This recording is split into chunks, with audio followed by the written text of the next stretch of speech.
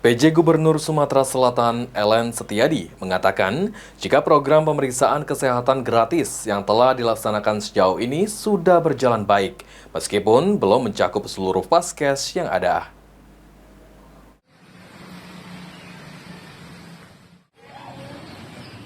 Pemerintah Provinsi Sumatera Selatan masih terus melakukan pemantauan setiap daerah pelaksanaan program pemeriksaan kesehatan gratis. Menurut PJ Gubernur Sumatera Selatan, Ellen Setiadi, sejauh ini pelaksanaan tes kesehatan gratis yang sudah dilaksanakan pada Senin kemarin sudah berjalan baik, meskipun belum mencakup seluruh vaskes di wilayah Sumatera Selatan. Pemantauan akan terus dilakukan untuk mengevaluasi efektivitasnya dan memastikan bahwa tes kesehatan dapat dijangkau oleh seluruh lapisan masyarakat.